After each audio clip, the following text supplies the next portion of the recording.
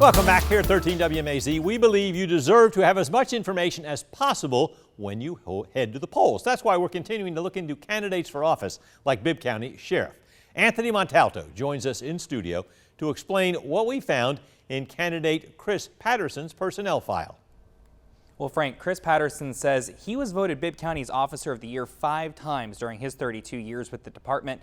But before leaving the sheriff's office last year, Patterson was disciplined twice after internal affairs investigations. Now, for one of those, he was verbally counseled, but after the second, he was suspended for 4 days. I sat down with him today to discuss them.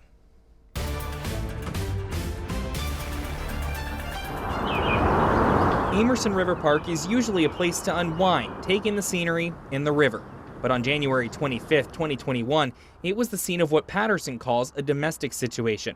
He knew the man involved, a fellow Bibb County officer.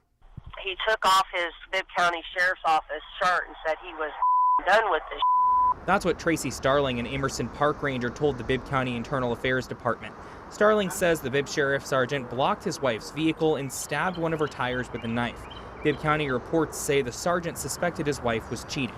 That officer's captain was over there and he didn't know what to do, so he called me because I actually worked with that officer. Patterson says he talked the sergeant down and everyone left, but according to the report, he and the captain never took the man's knife. Patterson says that's standard procedure.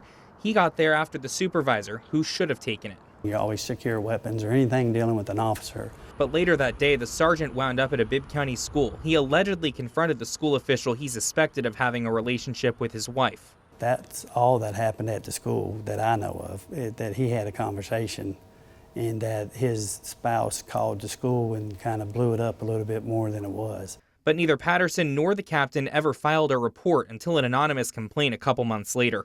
Records say Patterson got verbal counseling for improper conduct. The next fall, another internal investigation after an incident at a Stratford Academy football game. According to the report, a mother accused Patterson of gripping the arm of her 7-year-old son so hard he left bruises. When I went to speak to the young man about getting off the fence, when I walked towards him to get his name, he took off running. Patterson says the boy ran and he caught up with him. Did you grab this kid hard enough to leave bruises? No, I didn't. I would never hurt a child. As a matter of fact, I asked Stratford if they had video of this situation. They didn't. The report says investigators couldn't determine whether Patterson bruised the boy, but they called his behavior toward the mother conduct unbecoming. They suspended him for 4 days. Patterson says he raised his voice because they were standing next to the band. I did tell her, I said, ma'am, he's probably the most disrespectful little boy I've worked with. Now, Patterson says the main reason he got suspended was because he wasn't wearing a body cam.